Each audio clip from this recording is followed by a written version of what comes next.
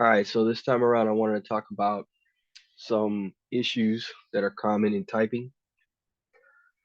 One of the ones that I think is a bit of an issue that can really pop up a lot is people who are not good at TI or types that don't really use it. So types like the uh, ESFP, ENFP, ENTJ. All right, these are all types that are either like ignoring or they're polar in their usage of TI. So why types like this? Well, and by the way, LSE, which is ESTJ, would be another one. So why? Because socionics is very TI heavy, meaning everything is about categories. It's about structure. It's about rules and definitions. Things either are or they're not. It's not about changing things and finding new examples and updates. Things either are this or they're not this. That's it. So types that usually have strong TI usage seem very comfortable in socionics and a lot of other type systems and so on, but especially in socionics, what we care about here.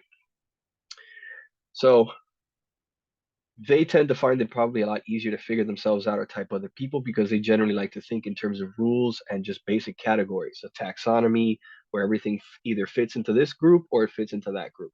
Okay, people who don't, people who tend to use TE tend to not like to approach things on what fits this narrow box and goes in there. TE users want to be more um,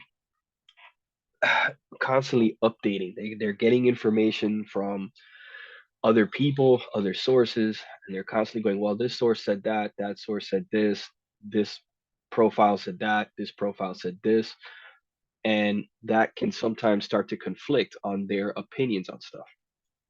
The second part of that is strong TE users may also be thinking about themselves and going, well, I know that this thing says this, but there were those moments when I did that and that was kind of different.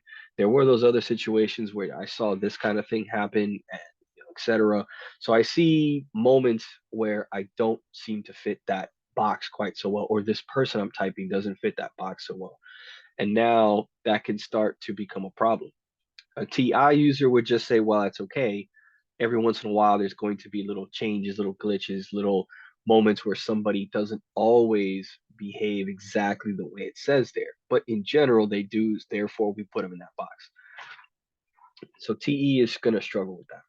Right. So to me, those TE users, usually types that are going to be gamma and delta quadrotypes, are usually in favor of TE, which is about half the types, unfortunately. But I think the types that are either TI ignoring or they're TI polar, okay, are really going to have the bigger problems. Okay, so that's the first thing. Uh, so if you're one of those types and you're having a hard time like figuring out if you're this or you're that, you know what? Chances are you might be one of the types I mentioned: ESFP, ENFP, ENTJ, or ESTJ. Right now, so here on this particular page, the second part, usually the typing process is about intrapersonal relationships. So it's not about interpersonal, meaning between different types of people, between different groups. Okay. You're not comparing yourself to another person. You are simply thinking about within yourself which particular functions seem to be the ones that you use easily, comfortably, which are the ones that you don't use them easily, which are the ones that tend to cause you pain or cause you issues. That is intra, okay, typing. This is once again problematic for those TE users because they're the ones who are going to be thinking, well, one, I can think of all these different situations where I did this or did that and it doesn't quite fit in a box, so I don't know. The other problem is that TE naturally wants to compare itself to an outside metric. It wants to compare themselves to what's going on in the real world. A TE user will often say, well, I'm good at something because this test said I was good at it.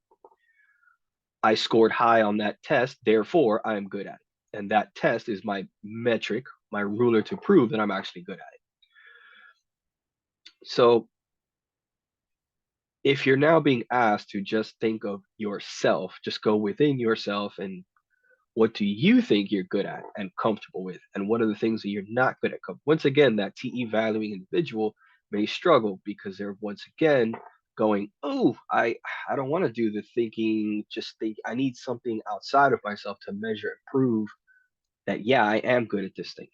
So that TE person is going to unfortunately be pulled into wanting to compare themselves to other people and say, well, is my SE good?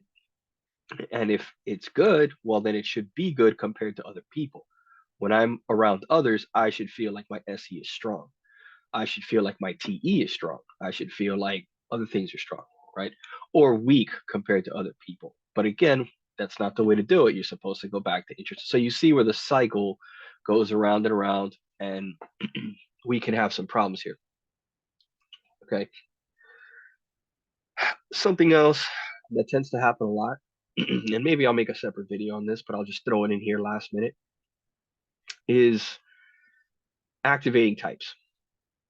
So there are situations, and once again, I'm back on the World Socionics blog spot. As always, recommend you check it out. So here, you find your quadrant, right? You pick a quadrant, you say, yeah, okay, I think most of me is going to be in a particular quadrant. Let's say gamma, okay? So, okay, I think I'm gamma, and I think I'm probably one of the extroverted types, because I can feel that I have SE, I have TE, I feel I have FI, I feel like I have all these things. So we get to activating. Let's bring this on over here. So this is what I mean by activating. So let's say I'm looking at, let's go, we have ENTJ over here, and I can go with ESFP here, right? And that brings me to this AC, activating type. So here, activating types are types that essentially share the exact same elements, just in a different order. And specifically, one base, one type's base, like the ESFP, is going to have SE in the base position, whereas ENTJ over here is going to have TE in the base position. Okay, but then they flop for their mobilizing. So ESFP will have TE as its mobilizing, and ENTJ will have SE as its mobilizing. So both essentially are using SE and TE in a bold, noticeable way, and they probably can tell that they're using that. The challenge comes in is how do I figure out whether it's going to be TE or SE? Which one is on top? Who is serving the other? Well, do I compare myself to other people, or do I just think which one comes easier to me? I don't know. And then you may be tempted to fall in the trap of stereotypes. Well, SE is constantly searching for things. They're kind of aggressive, very impulsive. They don't think things through. Well, but TE users are these hardworking CEO types that are just like building empires, can never stop working. And you might think, well, I don't fit that either. So shit, what do I do now? So now you might have another problem, right? So this activating issue could be a problem. I'm showing you one here with gamma, ESFP and ENTJ specifically, but as you can see, there's activating for every possible type, has its activating pair, and you can run into those issues where now you're just kind of deciding, am I this one or that one, and they're activating each other. One solution, and I don't know exactly the answer other than just study the system, maybe have yourself typed. I know Jack does typing sessions. You could always do that route.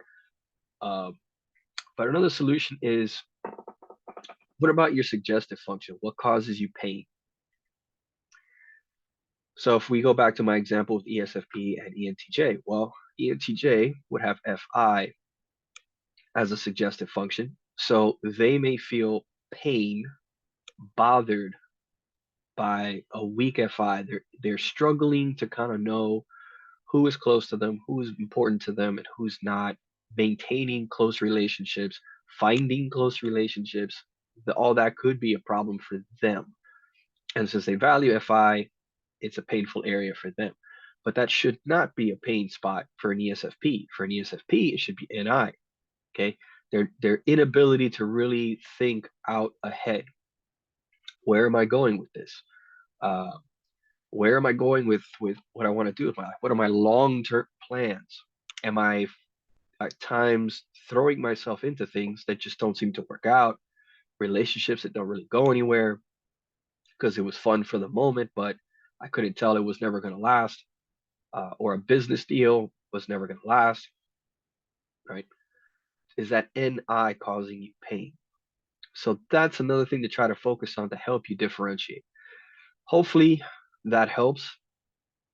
Um, there's still sadly some other problems, like maybe your particular culture, lifestyle, background meant that you were doing a lot of things that, let's say, an ENTJ doesn't normally do, but you got good at them. So now that throws you off a little bit. Or you're doing things that an ESFP doesn't normally do, and that throws you off a little bit, right? And we can go on again. I'm just focusing on those types because it's an issue I can relate to between ESFP and ENTJ. But again, you can have INTP over here and ISFJ. You could have the activating here in ES, well, same thing. Here in INTP, and we're doing the same thing again. Whatever, but you get it. You see them in the different quadras, right? And you can run into that. So, in summary, uh, TE users or people who are weak at TI, very weak, are likely to probably run into a lot of problems. Maybe even types who have TI as a suggestive function, um, like an ENFJ, let's say, might have those kind of problems. People who have, well, yeah, an ENFJ, maybe an ESFJ might run into these issues too. I've seen a few ESFJs that you try to ask them to pick a quadra or identify a type or something, and I mean they just horrible. They can't even pick a quadrant. So I've seen that happen. They think they fit in all four quadrants. Uh, so those two could be other problematic types. Okay, so anybody who really has really poor TI or doesn't value TI, they ignore it or whatever, they could run into a lot of issues. Um, and then, as I said, activating function is another real problem. You may be trying to decide between one type and its activating pair, and may have a lot of difficulties thinking of what you're particularly strong at and feel comfortable with versus trying to compare yourself externally to other types, other people that you've seen. And now you're trying to match the strength of your functions to their functions. And that's not exactly the right way to do it. It is something you can bring into the equation if you're really stuck.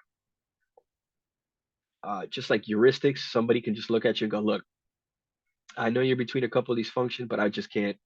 It's just impossible to really see you as this sort of type, um, because based on what I've experienced, there's no way that you could be an SE dominant ESFP type. You're way too NT nerdy for that, and somebody might say that to help you there. All right, so these are some pitfalls, some things I think you should keep an eye on when you're trying to type, some common errors, issues that you may run into, particularly again if you're part of the gamma or the delta quadra. And well, yeah, gamma and delta because they usually value TE instead of TI. But to be more accurate, anybody who is poor TI. Okay. So as always, look forward to your feedback. Subscribe, like. Always love to respond to comments.